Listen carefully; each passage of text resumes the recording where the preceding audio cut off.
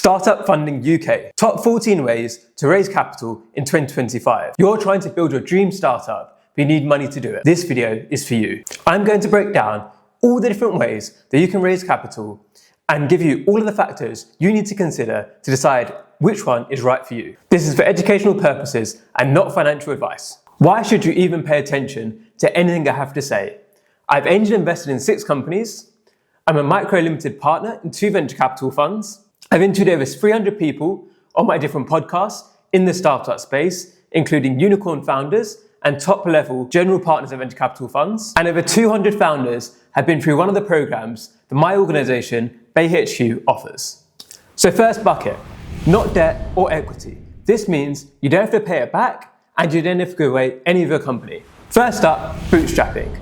Most startups start off with bootstrapping, which means that you aren't taking any external capital, and what it means is you have full control of your company, and it also means that all profits will be yours. There are many stories of founders who bootstrapped their way to success and created very great lifestyles for themselves. There's 3 ways to bootstrap. First, savings. This means putting your own money into the company in the hope you can pay yourself back later and more. Pre-sales. This is where you're selling your idea in advance, hoping to get that money in, and then using that money to actually deliver the product. This works best in consumer products, but can work in other industries too. Then finally is your early revenue. This is where you start selling with profit margins, which you can then reinvest back into your company and continue your growth. With AI, building a startup is becoming easier and easier. So before you consider anything else on this list, first work out, can you survive on your own savings to get to where you want to be? But depending on where you are in life, you might not have any savings.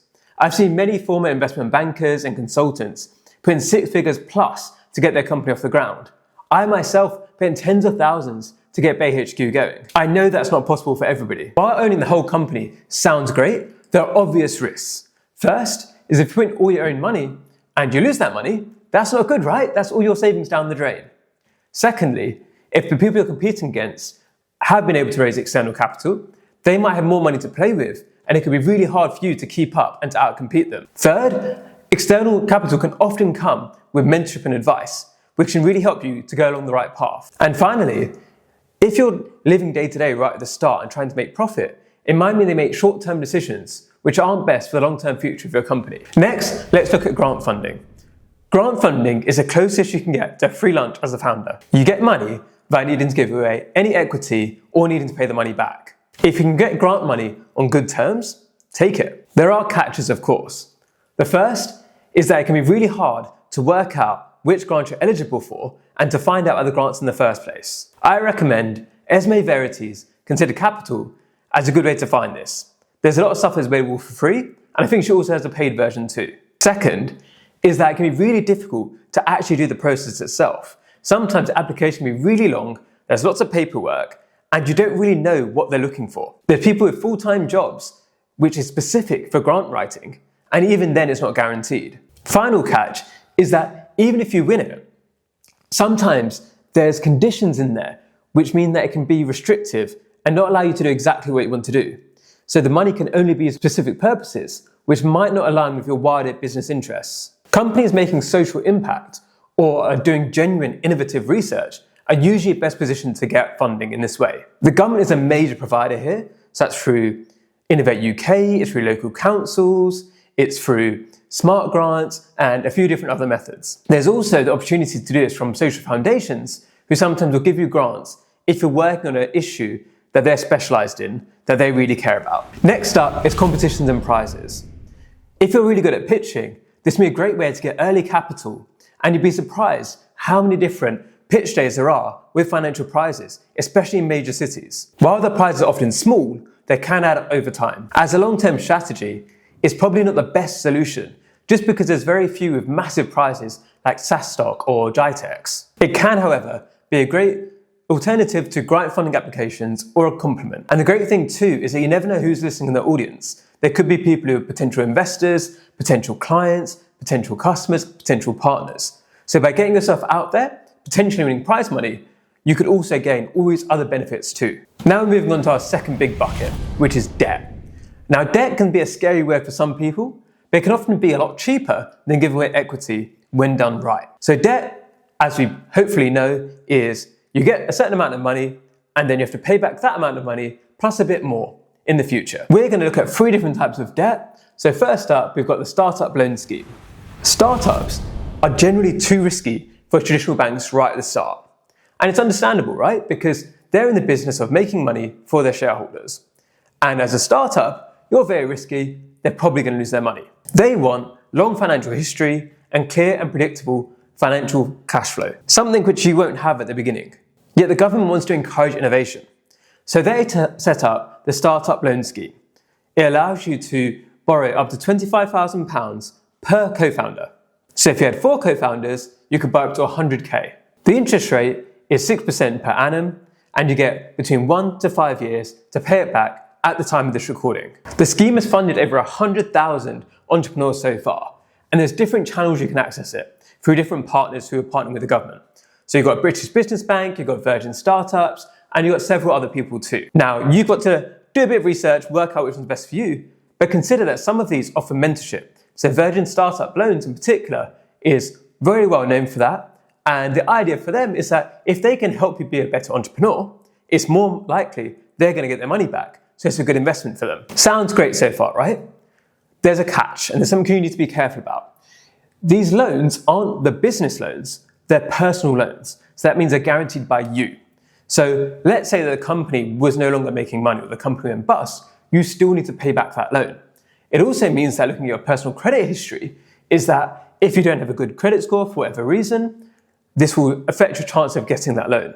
It also means that if you don't pay back this loan, that will affect your credit in the future if, say, you wanted to get a mortgage. I hope I shouldn't have to tell you this, but if you're going to take this loan on, make sure that you have the responsibility and you're not just burning the money for the sake of burning the money. You have to pay that money back, it's not free, and be very careful about this. You'll need to make a business plan, which usually includes making a clear cash flow forecast too. Now, as we all know, in a startup space, a cash flow forecast isn't always that accurate, but the exercise of doing it and making sure that you plan for those repayments can be really useful and can help you to think about your startup with greater clarity. The other 2 methods of debt we're going to cover here are mainly relevant for companies that are a bit further ahead, but it's worth listening so that when you get to this stage, you know what your options are. The next one we're going to talk about is revenue-based financing. This is an innovative way to take a loan out for your startup, but rather than paying an interest rate, you pay a percentage of your revenue back each month. This means in weaker months, you're not paying back as much, and in stronger months, you pay back more. This flexibility is great for many startups, and the approval can be very fast because what they're doing is connecting to your bank accounts or connecting to your e-commerce platforms to be able to see that clear history of your transactions, to be able to make a realistic goal of what your revenue should be, and then they can work out the risk based on that too. If this option is available to you, it could be worth checking this out before straight away thinking that you need to raise capital from investors and give away equity. The challenge for startups is that many people at the beginning don't have any revenue. So if you don't have any revenue, then you can't take out a revenue-based loan. The total fee as well can be more than if you just took out a loan, which is the price you pay for flexibility. This model mainly works for SaaS companies, e-commerce companies, and other companies which have somewhat predictable cash flow with either subscription models, for example. Examples, not recommendations, of providers include Uncapped, Wayfarer, and Clearco. In terms of their jargon, they'll generally call the amount you have to pay back as the fee rather than interest to differentiate it because it's not compounding. So if you've got strong revenues, fairly predictable, this can be a pretty good option for you. Final piece of debt we're going to cover today is venture debt. And for some people, the name is confusing, but eventually it means is that it's actually a loan for companies which are generally venture-backed. And what the banks are doing here, or the financial providers, are using your ability to raise venture capital and the investors on board as a benchmark and as a proxy for trustworthiness. The interest is higher than traditional loans, but it means that you don't have to give away equity. And especially if you want to extend your runway between funding rounds and even potentially mean that you never have to raise again, this may be a great option for you. As most of you be too early for venture debt, I won't go into some more detail now, but if you do want me to go in more detail, drop it in the comments and I'll make sure to make a video on that too. On to the final bucket, the big bucket, equity. And before we go through the different options you have, you first need to understand some key important concepts so that you understand which options are best for you when. In the short term, giving away equity means that you've got more capital up front. you've got more money to begin with. But if your company is actually successful, it means you're giving up on that proportion of the profits and of the potential sale value. One of the things that many people don't think about is that when people invest in your company, often they can only get their money out if there's some kind of a liquidity event, which is either an acquisition or when the company IPOs, which can be a very long time. So when you think about it, they're locking their money up in your company, which can mean they can spend a lot of time to work out whether or not you're a good investment. For our key equity concepts for today, we're going to talk about funding rounds, we're going to talk about valuations, dilutions, and then SEIS and EIS. For funding rounds. So how we generally think about this, right, is that you start at pre-seed, you go to seed, Series A, Series B, and so on. Now, this can be a bit murky because the world is changing quite a lot. As with AI, with different things, often companies don't need as much money as they once did. And often the benchmark for getting venture capital right at the start is harder than it's been too. So people can use these terms in different ways. How I'm going to explain it now is a general overarching picture, but you can see that other companies and other people will use it in different terms too. Though we talk about pre-seed, generally there's a pre-seed. And pre-seed is where it's your friends and family. So this is often the very first investors, people who already know you, who are then putting some money in to get you off the ground, to just get you started. Now we look at pre-seed. This could be where angel investors come on, and maybe you might be able to get VC or family offices, depending on your background and how great your idea is and how strong your pedigree is, right? So when people are investing in that pre-seed stage, they're really still investing in you and your team because there isn't that much metrics yet. You might be pre-MVP, so you haven't actually got anything built. You're doing it based on an idea and what you could make possible. So when you're investing or when you're trying to pitch for pre-seed funding, you're going to be heavily pushing towards why you're such a great founder, why you're such a great co-founding team. Okay, next up is seed. So seed is where you have some traction. You've got MVP out, you've got some early users, you can showcase to investors there's something there. You're on that journey towards finding product market fit.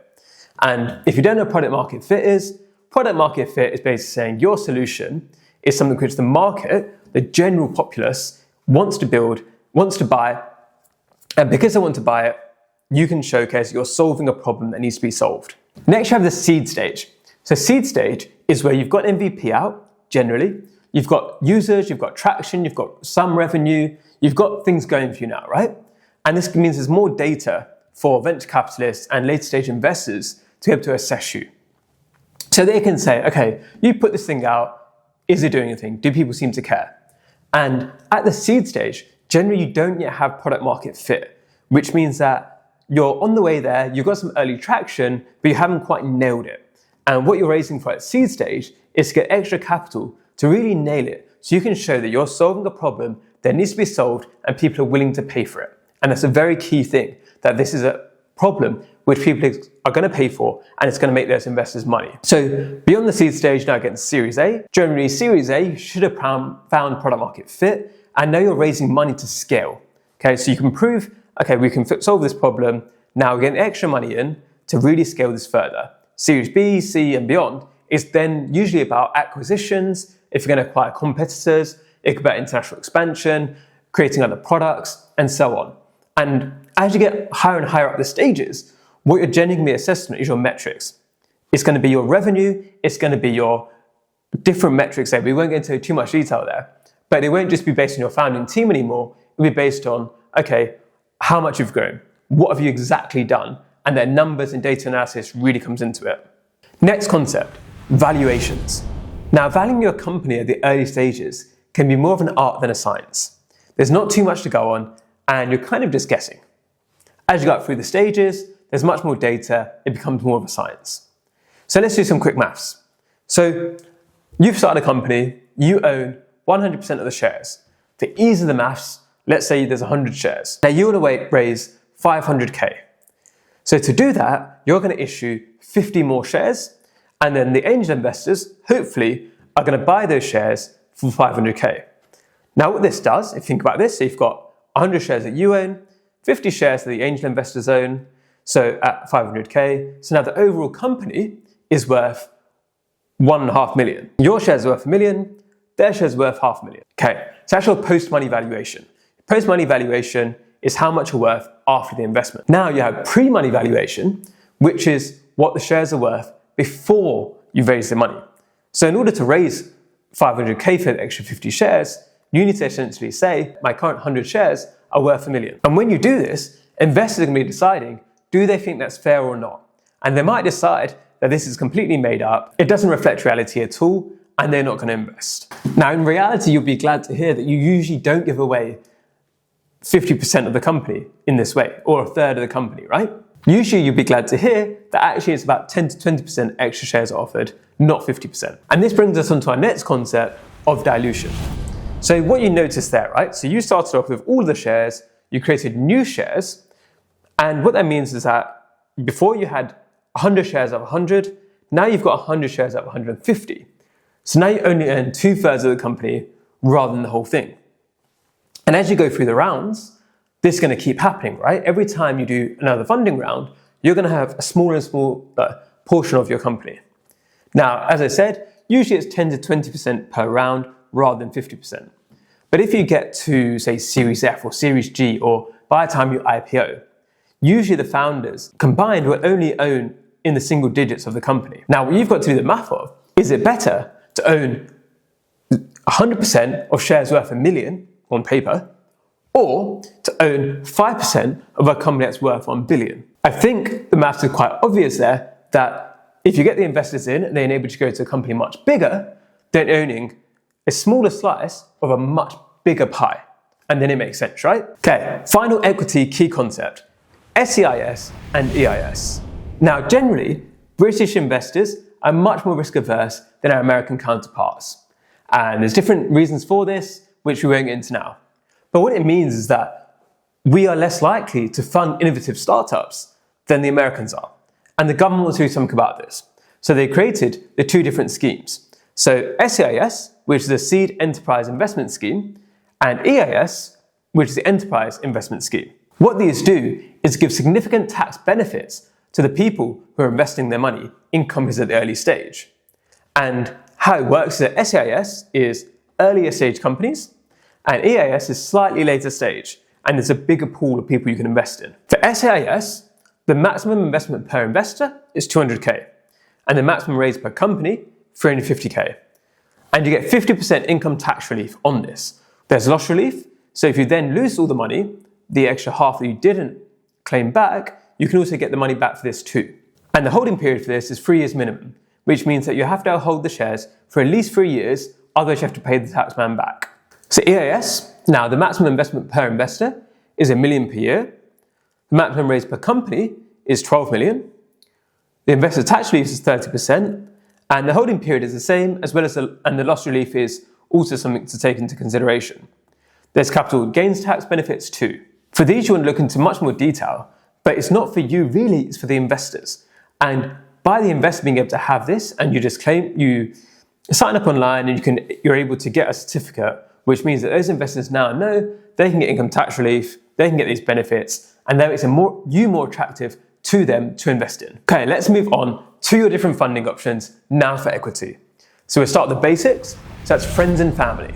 Most founders will turn to the people who know them well first before reaching out more widely to investors. Compared to anybody new you meet, your friends and family will have way more due diligence than you and hopefully much more confidence in you. Of course, this can backfire if they know you too well and they don't trust you.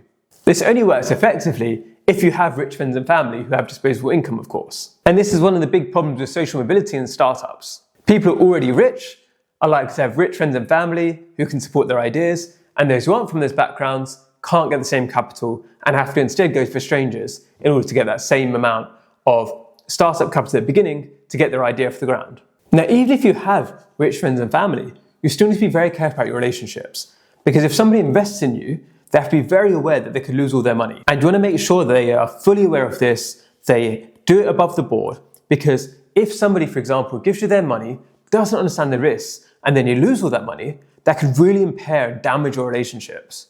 So when you're looking at this, if you can put this in a way which makes it more formal, gives them the full understanding, that makes it a lot better from a potential safeguarding perspective.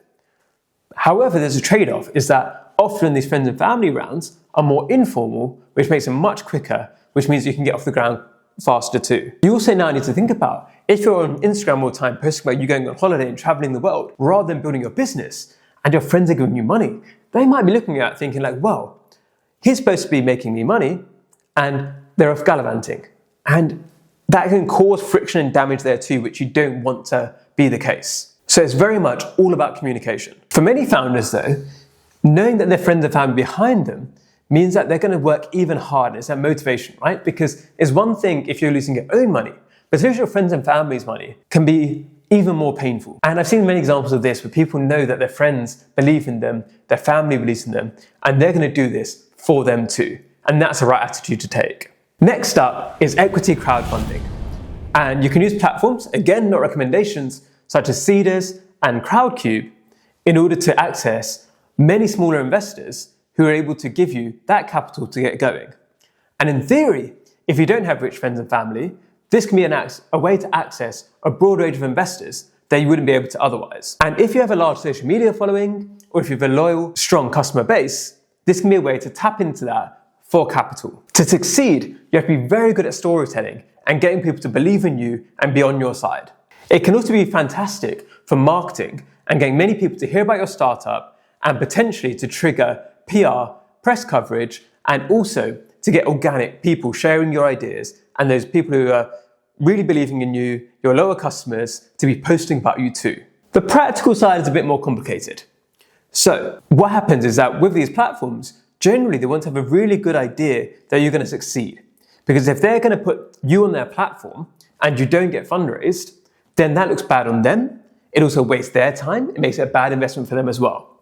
So you need to have this background to begin with in order to get there, which isn't always that easy. The other problem too is that if you aren't yet ready for fundraising in this way from the crowdfunding, it's a very public way of doing it. So if you go on this platform and you fail to raise, that's on your record now, right? So other people and other future investors will be like, oh, they tried to do that and it didn't work. And that's a red flag and a signal to them in the wrong way too. It can also mean that sometimes you get picked up by the press, as we said, but if you've got some skeletons in the closet, those skeletons might come out.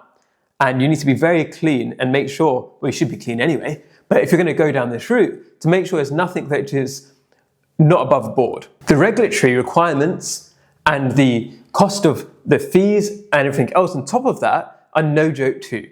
So if you're going to go down this route, make sure you really assess the option properly, make sure you look at the fees, and ask your friends about this, ask people around you, ask investors.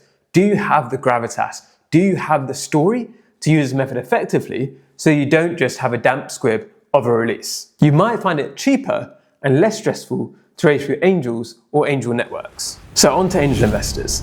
They can be the most confusing types of all types of funding because there's such a variation amongst angel investors and what it actually means. To define, an angel investor is somebody who invests their own personal capital into high-growth startups. There are several different ways that angel investors can be certified in order to do this legally. The two main types are either high net worths, who prove that they have a certain amount of capital and a certain amount of income and wealth in order to be able to invest successfully. The second is sophisticated investors who meet the government requirements to showcase they know what they're doing in this space. The truth is, angel investors can have almost nothing in common with each other and the way they go about assessing and picking who to invest in. Some angel investors are whales. They invest in over 100 plus startups, and usually it's because they either had a massive exit as an entrepreneur themselves, or they have some kind of large family income that enables them to do this. And some of them will write check sizes of over 100K, and some of the very biggest ones can even rival VCs with writing million plus checks. Other angel investors might invest in very few companies, and it can be really hard to convince them to part money with their cash. And they might write only 4-figure checks. And you never know, some people as well, and many people who are very prolific, who've written 100 plus angel checks, they've actually written a lot of small checks and then doubled up where they see a company going well. Now, me, myself, being very open and transparent, I'm on that smaller range, right? I've invested between 1 to 5K in the companies I've done. And if those companies were to be successful, they'd have to be really successful for it to make a life-changing amount of money for me. Some angel investors are purely financially motivated, while others are more mission-driven, or they really want to invest in a certain group of people or a certain set of problems that are trying to be solved. The very best angel investors come along with a huge expertise and network. And this means that beyond just giving you capital, they also give you a greater likelihood of succeeding with your company. I put all my angel investments on my LinkedIn profile. Now, this isn't just for vanity. It's because when people check out me, they're also then going to go and check out the companies they're invested in. And this can give them greater credibility. So if somebody I know or somebody who respects me checks out the company and it's like, okay, they're going to now ask me, what do you think of them? Should I work with them? And now I'm obviously going to say yes, because otherwise I wouldn't have invested in them. And this can help, right? So angel investors and their credibility and their networks can benefit you as a founder. The variation amongst angel investors means that some move very fast and you get the check-in like that, and others can be much slower. So it's really hard to tell you exactly how you should operate with an angel investor, because you need to understand the different methods and understand how that particular person operates. In the UK, most angel investors will want to look for SEIS and EIS as well. So if you're certified here, it can make a really big difference in whether angel investors are willing to talk to you. Finding potential angel investors is something I get asked all the time. So what I did is I compiled a massive list of these, which is now on our members area, and you can find that link in the comments. You can save yourself some work by looking at angel syndicates. So angel syndicates are just groups of angels that work together on deals. Now, it means that they can put in individually smaller amounts, but together and combined pay much larger amounts. And when you think about this, it's good due diligence, right? Because if the syndicate leads are doing some work on this, that means that that one piece of work and that one core view can be then spread across many angel investors and make them all more likely to invest. Rather than you need to have a million calls for a million angels, you can put them all under one umbrella. Angel syndicates allow you to greatly reduce the complexity of your investor table so that it just has one line with the syndicate rather than each individual person, which can make it much more easy to understand and less complicated for you to manage. Again, you're probably thinking, where do I find angel syndicates? Check out our members area in the comments. We're able to find a list of these that you can see who are aligned with you that you can potentially get investment from. And when you look at this too, is that you realize angel syndicates generally have some kind of thesis. So there's ones purely for female founders, some only for people in particular regions, some only in particular industries. So look up the ones that you think are going to match you and get in touch with them.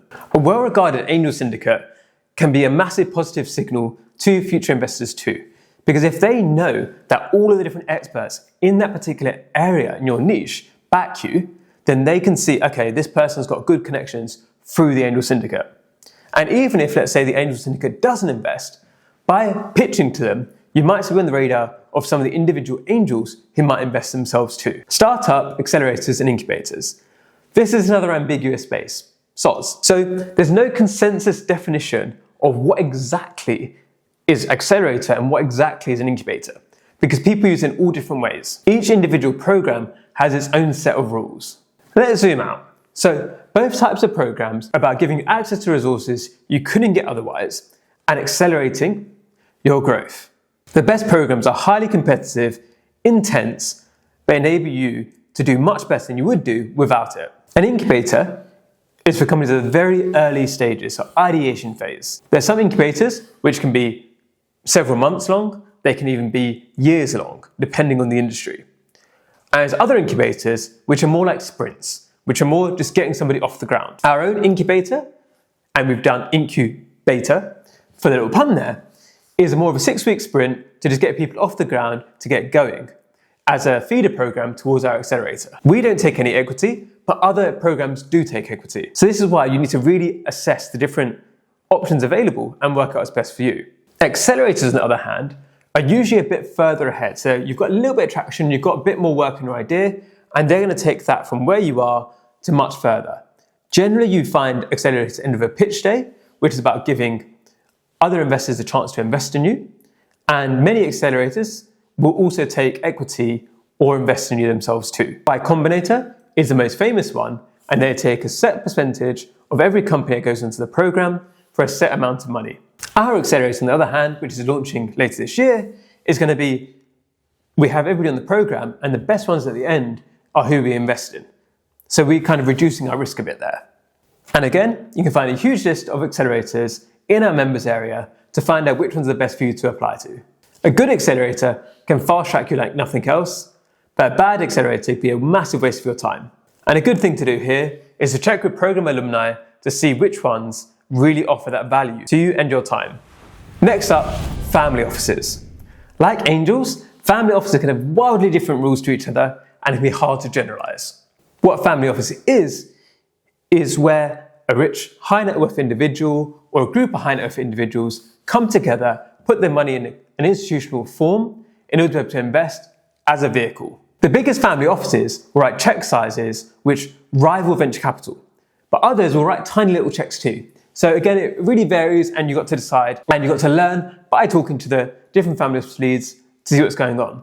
Generally, family offices tend to keep under the radar, so it can be a bit harder to find out about them, and often they're looking at warm referrals from people in their networks, so it's worth just building these connections up right now in order to find them. Like angels, they can be much more flexible. Some of them move very fast and others can be very slow. And again, the best family offices will be able to offer a lot more than purely what the money is, because some of them will be exited founders in your particular industry who know so much and have so much value they can add to you. Some will just care about the money and some will really care in the mission of what you're trying to do too.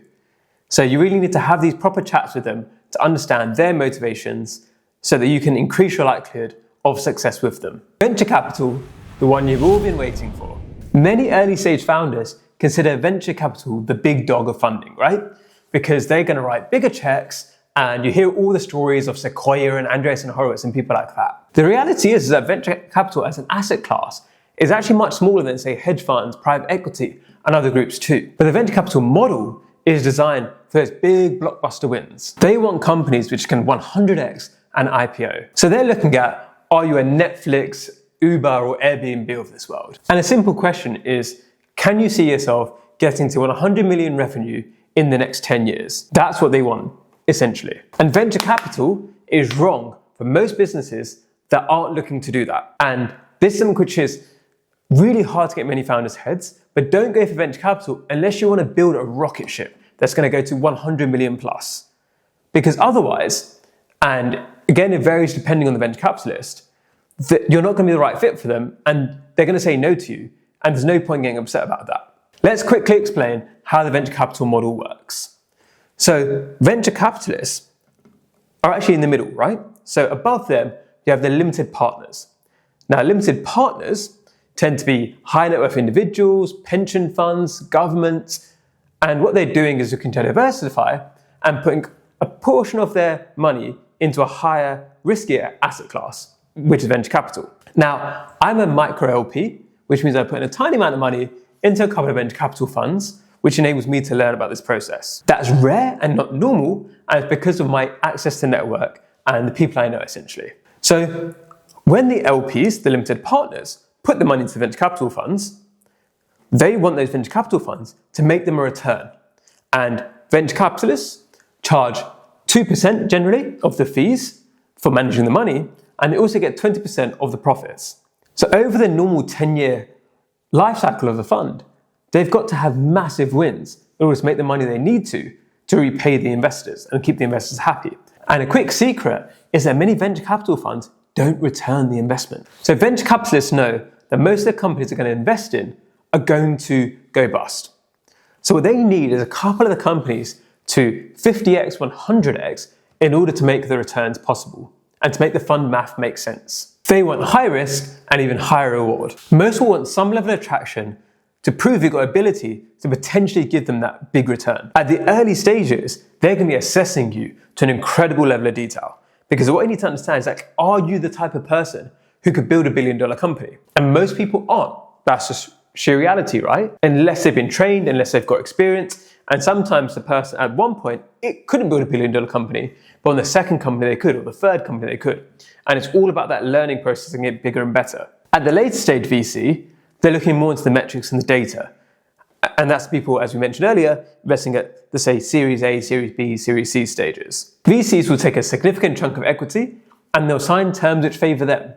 And this can be very complicated with different preferences, but it could mean that if you sell your company, the VCs make a bunch of money and you don't make that much. So it's very important to read those contracts carefully, to get the right legal advice, to make sure that you're doing things in a way which protects you.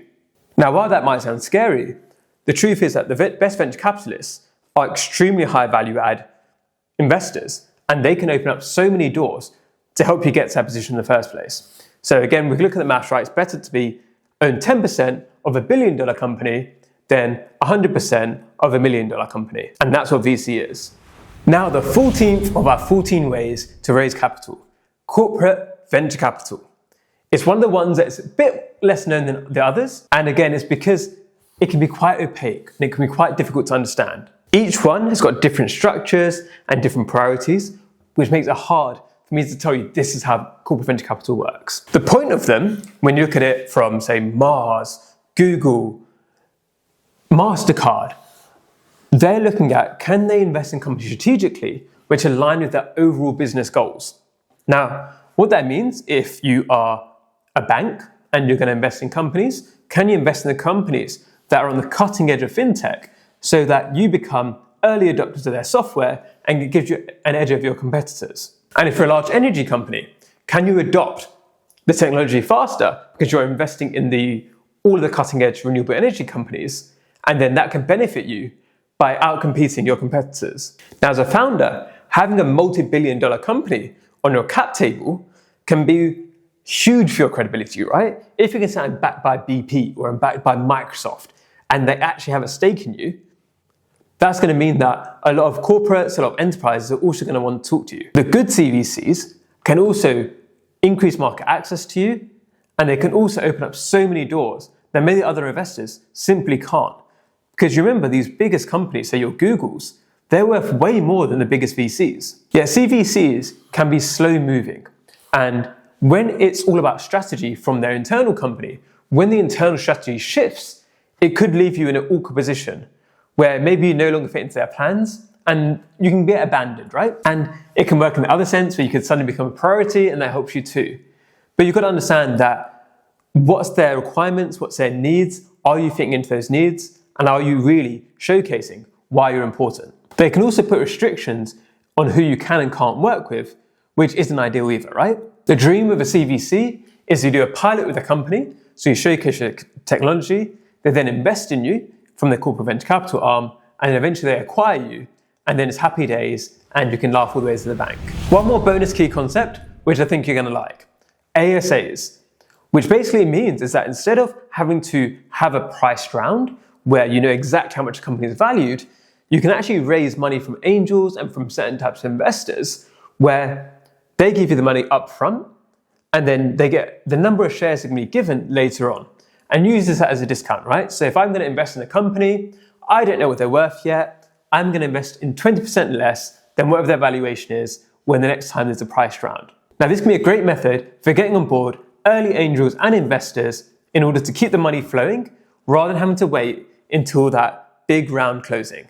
So we've gone through our 14 different methods there. I hope you learned a lot, and drop any questions you have in the comments and I'll be sure to prioritize those to make future videos on this topic and to really help you to continue your growth journey.